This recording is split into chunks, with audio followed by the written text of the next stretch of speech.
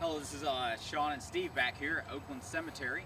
What we're going to cover today is that we have a couple cleaning agents, a couple stones that you see in front of you of the Taylor family, and basically what we're going to do is going to go over what each one of these cleaning agents do, and just give you a general description of what we intend on doing here over the next couple days. Right here in front of me, you have 5 members of the Taylor family. We're actually going to do a couple of things.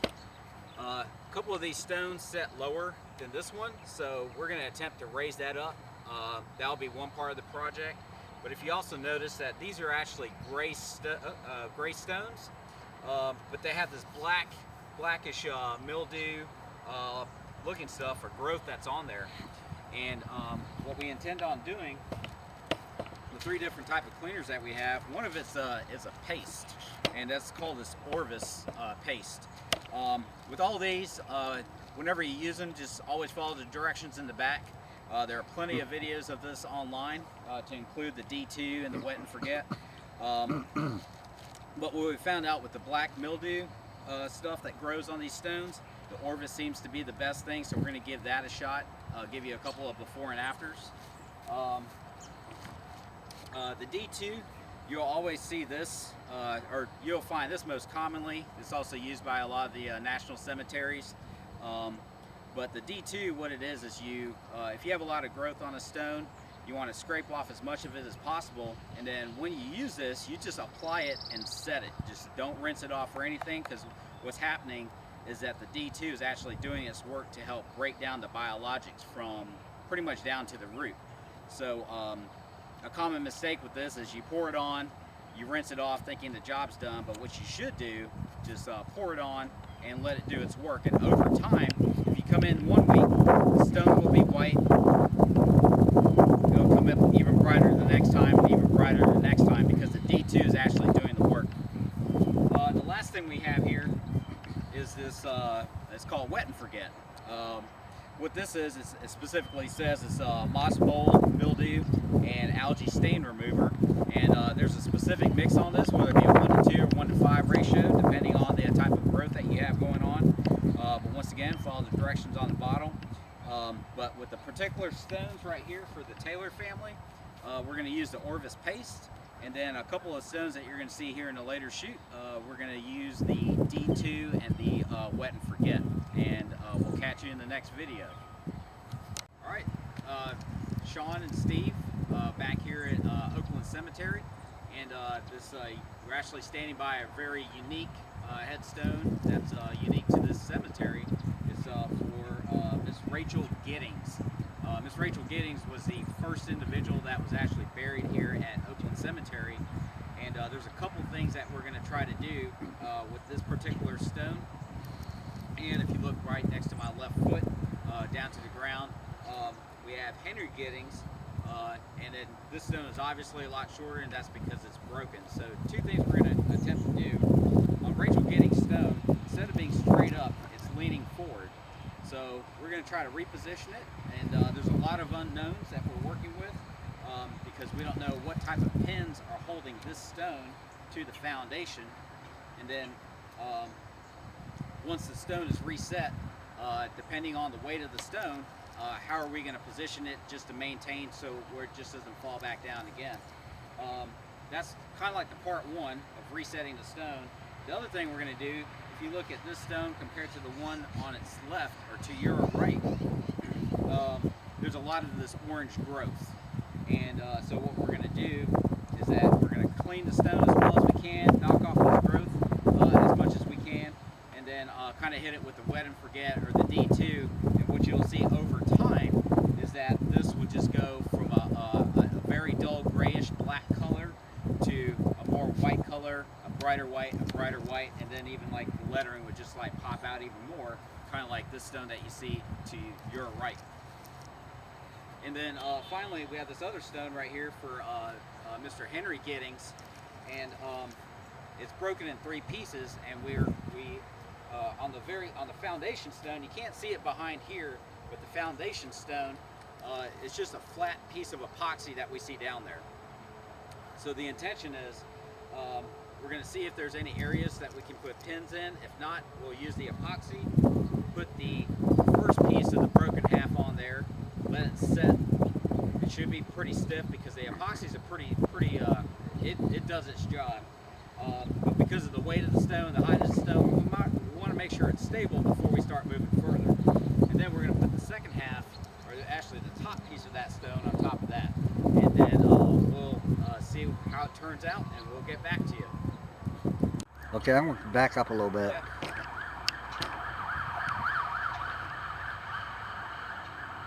Okay.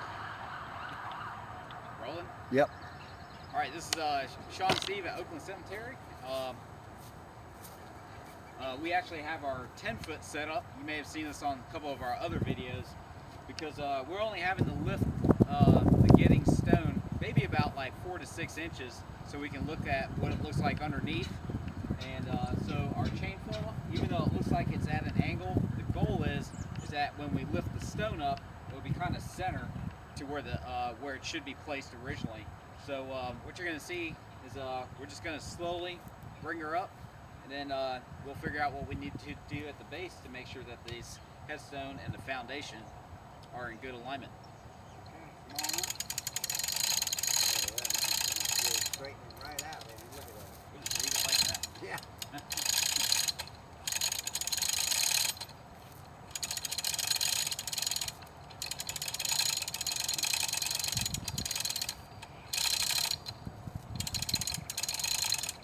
Take it up.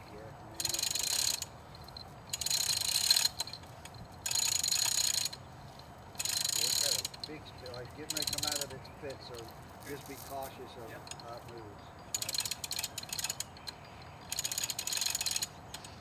Oh, that's good. Yeah.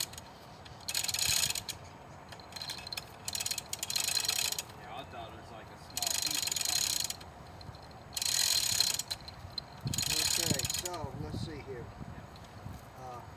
Yeah. We don't have a whole lot of height. Look at that hole. Look at the video. Yeah, what was it? That thing, that's pretty good. Pretty good. Sean and Steve right back here at Oakland Cemetery. We have Miss Gidding's tombstone here. Unlike before, the rigging is off, and as you can see, we have some better alignment of the actual headstone. I just want to point out a couple things. We've yet to put the epoxy on it, but in order to shim this stone, we actually, you can use all kinds of number of things. In this case, we actually use this copper, what would have been like a trim piece. We flattened it out, and one of the more popular, very easy and more accurate ways to shim something, rather inexpensive, literally or figuratively, could be coins. We kind of outdid ourselves this time. We actually used quarters instead of pennies. So we used a few of these shims and then put quarters on the back end on the left and right side of the base of this stone. So when we're able to reposition it, because of the lightweightness of the copper, it did kind of crush it a little, so we did have to raise the stone, reset the stone, raise the stone, reset the stone, so we got proper alignment. And we always mention this, not only vertical up and down, but also parallel with the rest of the row. And so once we did this, I think we worked about an hour or so trying to get the alignment. We also had to add some shims to the back of the headstone. So it all worked out between a few shims, I think like $1.50's worth of quarters. And the next thing we're going to do is that we're basically going to put the epoxy on the entire base to allow for a more solid foundation and a more solid fit. And that's what we got. Sean and Steve back again. One of the things we talked about is that we're going to help reset a couple of stones here. Maybe not as involved as our last ones, but everyone has they have their own characteristics and what you got to do, and just learn it over time. But if you look at the Taylor family right here, a couple of these stones are about 3 to 4 inches off the ground. Martha and Mr. William, they were almost level to the ground. So usually you'd want to keep the stones level to the ground so it's easier to mow and cut, especially when you have thousands of them. But to keep it in line with the rest of the Taylor family, we actually are going to raise these stones at the same height as the rest of the Taylor family stones. A couple things that you want to keep in mind when you're out here doing this is that when you raise the stone, we did the same thing where we use our probing tool to figure out the dimensions of the stone so we don't or minimize the possibility of damage to the stone. And then we actually have this tool here, kind of neat like pin tool. We just wedged it on the end, raised the stone up, and then put wooden blocks on the inside, kind of like this, to have the stone setting up. And then, because you can actually see the full dimension of the stone, rolled it off to the side, and then what we're going to do is we have our fill dirt. We're just going to fill the dirt up, and then make sure that the height matches for Martha as well as William. And one thing to keep in mind when you're doing this is the placement of the stone. So when you're doing one stone at a time, but if you have multiple stones at a time, and especially when they all look the same, definitely take a picture before and after. So that way, even if you have two stones here, you don't want to be like, which one went where? Unless you have access to public records and stuff like that. It can be a very common mistake, but we know Miss Martha belongs here on the right, and Mr. William, whose stone is right here, is on the left. So we'll cut back when we get these stones reset. Alright, so Sean and Steve back again here at Oakland Cemetery. The stones that we're going to talk about, we've already got Miss Gidding's stone upright, and you might be able to actually see it with this angle being parallel with the rest of the stones. But the ones that we just moved, Mr. And Miss Taylor, Martha Taylor and William Taylor. Martha Taylor's stone was actually flat to the ground. William Taylor's was pretty much close to flat to the ground. Basically what we did is we removed both stones, filled in a bunch of dirt, packed the dirt, and then put the stones on top. Now, it may seem very easy just to do that, call it a day, but to make sure you have proper alignment, there's two things that you want to look at, especially when these stones can be, if you will, like an odd shape. They're perfectly square or perfectly rectangular off the top, but then you have this concrete look on the side just for aesthetics. So what we did is we measured from the ground to the top on the front and back of the stone to make sure that when we brought it up, it was in line with the other three Taylor stones. Not only did we measure the height off the ground to make sure it's square, you can do a couple of things. One of the things that we thought about was using a line and just make sure it's in line with everything else. Another quick trick would just be measure the end of this stone to the next and make sure they're the same. So we've had about a 16.5-inch distance from this stone to here, and from this point to this point, that was in line. And then the same thing we did over here and here. So now Taylor family is, their stones are up and aligned, and we should be good to go.